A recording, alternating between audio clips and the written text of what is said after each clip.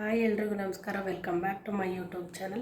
ನಾನಿವತ್ತು ಒಂದು ಪ್ರಾಡಕ್ಟ್ನ ರಿವ್ಯೂ ವಿಡಿಯೋ ಮಾಡೋಣ ಅಂತ ಅಂದ್ಕೊಂಡಿದ್ದೀನಿ.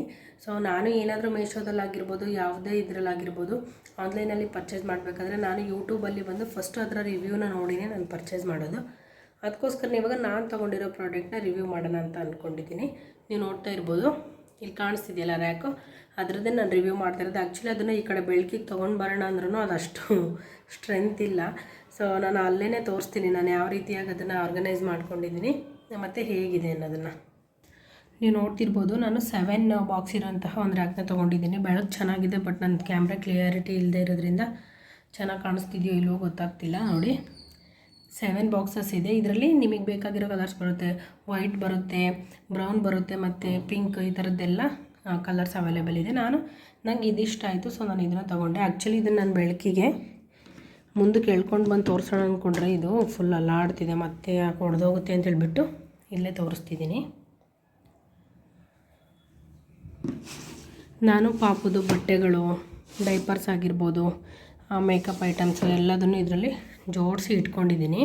ನೀವು ಮೇಲ್ಗಡೆ ಬೇಕಾದರೆ ಈ ರೀತಿಯಾಗಿ ಟವಲ್ಸು ಅಥವಾ ಏನಾದರೂ ಬಟ್ಟೆಗಳಿದ್ರೆ ಅದನ್ನು ಮಡಚಿ ಇಟ್ಕೊಳ್ಬೋದು. ಏನಪ್ಪ ಅಂತೇಳಿದ್ರೆ ಇದು ಈ ಥರ ಒಂದು ಜಾಗದಲ್ಲಿ ಇಡೋಕೆ ಮಾತ್ರ ಚೆನ್ನಾಗಿದೆ.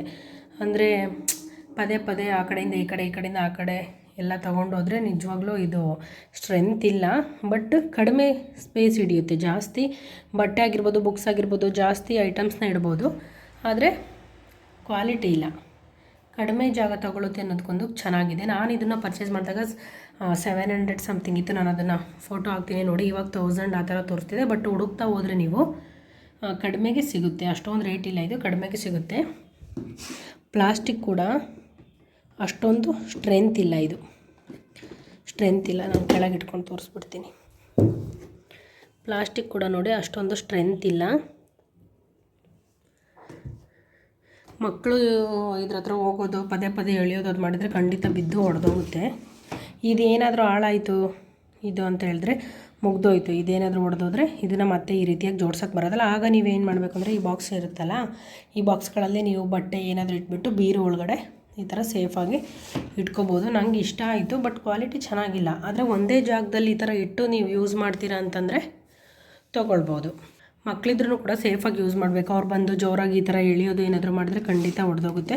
ಸಿಸ್ಟಮ್ ಚೆನ್ನಾಗಿದೆ. ಈ ಥರ ಒಂದು ಜಾಗದಲ್ಲಿ ನೀವು ಯೂಸ್ ಮಾಡ್ಕೊಳ್ಬೋದು. ಇದಕ್ಕೆ ನಾನು 10ಗೆ 7 ಕೊಡ್ತೀನಿ. ಬೇರೆದೆಲ್ಲ ಪ್ರಾಡಕ್ಟು ಇದಕ್ಕಿಂತ ಜಾಸ್ತಿ ದುಡ್ಡು ಕೊಟ್ಟು ತೊಗೊಂಡ್ರೆ ಕ್ವಾಲಿಟಿ ಇರ್ಬೋದು, ನಂಗೆ ಗೊತ್ತಿಲ್ಲ. ಆದರೆ ಇದು ಅಷ್ಟೊಂದು ಕ್ವಾಲಿಟಿ ಇಲ್ಲ. ನಾನು ಹೇಳಿದ್ನೆಲ್ಲ, ಜಾಗ ಉಳಿಸ್ಬೇಕು, ಸ್ಪೇಸ್ ಕಡಿಮೆ ಹಿಡಿಯುತ್ತೆ ಅಂತ ಒಂದು ಜಾಗದಲ್ಲಿ ಫಿಕ್ಸ್ ಮಾಡೋದಾದರೆ ನೀವು ತೊಗೋಬಹುದು. ಹೇಳಿದಾಗ ತುಂಬ ಕಲರ್ಸ್ ಅವೈಲೇಬಲ್ ಇದೆ. ನಾನು ಮೀಶೋದಲ್ಲಿ ಇನ್ನೂ ತುಂಬ ಪ್ರಾಡಕ್ಟ್ಗಳನ್ನ ತೊಗೊಂಡಿದ್ದೀನಿ. ತೊಗೊಳ್ಳಿ, ಏನಾಗಲ್ಲ. ಒಂದು ಸರಿ ತೊಗೊಂಡ್ಬಿಟ್ಟು ಬೇಡ ಅಂದರೆ ರಿಟರ್ನ್ ಮಾಡ್ಬೋದು. ಏನಾದರೂ ಒಡೆದೋಗಿದ್ರೆ ಅಥವಾ ಪ್ಲಾಸ್ಟಿಕ್ ಏನಾದರೂ ಮುರಿದೋಗಿದ್ರೆ ನೀವು ಅದನ್ನು ರಿಟರ್ನ್ ಮಾಡ್ಬೋದು. ನೋಡಿದ್ರಲ್ಲ, ಜಾಗ ಕಡಿಮೆ ಹಿಡಿಯುತ್ತೆ ಅನ್ನೋ ಒಂದು ದೃಷ್ಟಿಯಿಂದ ನಾನು ತೊಗೊಂಡಿದ್ದೀನಿ. ಯಾಕಂದರೆ ನೀವು ನೋಡ್ಬೋದು, ಈ ಜಾಗದಲ್ಲಿ ನಾನೊಂದು ಟೇಬಲ್ ಇಟ್ಕೊಂಡಿದ್ದೆ. ಅದು ಫುಲ್ಲು ಫ್ಯಾನ್ ಇದೆಯಲ್ಲ, ಅಲ್ಲಿಂದ ಮುಂದೆವರೆಗೂ ಇಲ್ಲಿವರೆಗೂ ಸ್ಪೇಸ್ನ ಇಡಿಸಿತ್ತು ಅದು. ಆದರೆ ಇವಾಗ ನಾನು ಆ ಟೇಬಲ್ನ ತೆಗೆದ್ಬಿಟ್ಟು ಇದನ್ನು ಒಂದು ಕಡೆ ಜಾಗದಲ್ಲಿ ಜೋಡಿಸ್ಕೊಂಡಿರೋದ್ರಿಂದ ಈ ಕಡೆ ಜಾಗ ನನಗೆ ಖಾಲಿ ಆಯಿತು.